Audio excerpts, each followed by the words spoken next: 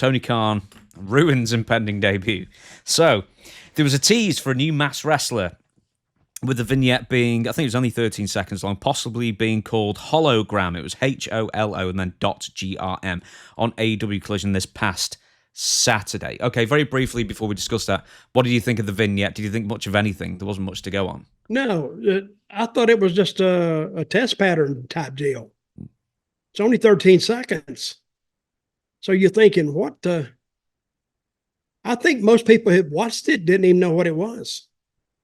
And after it was done, and I don't think they thought any. I think they thought it was like a video mistake or a glitch or an error or something. And now after I ran it back, I ran it back the first time. I said, wait a minute, I missed something. I missed it. Go back.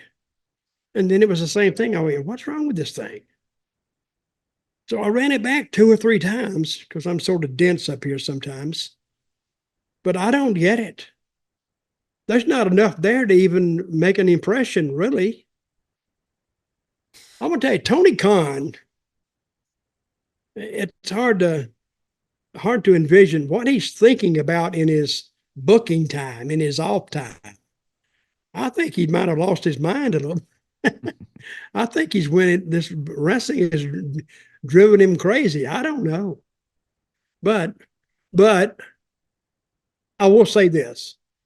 Since we've talked about it, he kind of accomplished what he set out to do, was to make people say, what the hell was that?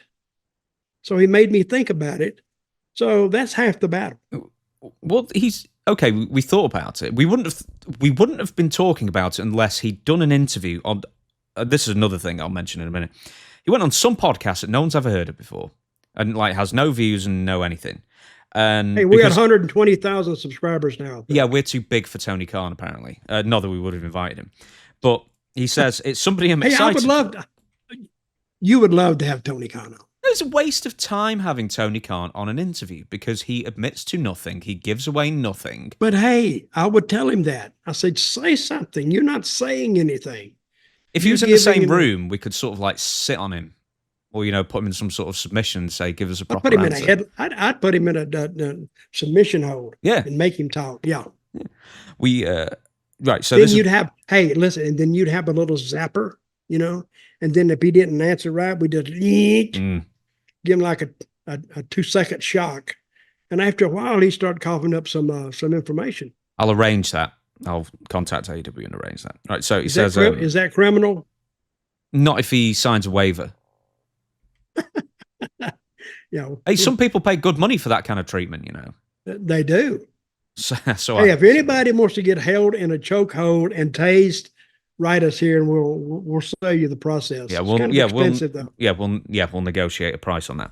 He says about this, it's somebody I'm excited for, but it's not necessarily teasing the biggest free agent signing or anything like that, but that it's a wrestler that we're really excited about. And it also uses cool vignettes and da-da-da. So what I'm saying is, right, so it's not for Ricochet, is what this is. It's for some guy called Aramis from Mexico that's never really done anything in the States. And apparently Aramis. Aramis. Aramis. Something like that. It's how it's pronounced anyway, Aramis. We don't say Aramis down south. No? We say Aramis. Aramis. Okay. Aramis. We'll say Aramis for him. Aramis up your butt.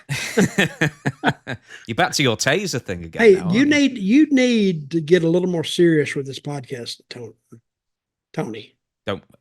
I was going to tell you, Tony. Well, hang on. You threatened to anally violate me with a taser as well.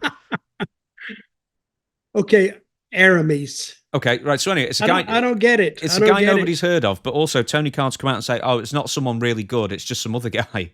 It's like, well, way to pour cold water on that one, bro. Oh my God, too much.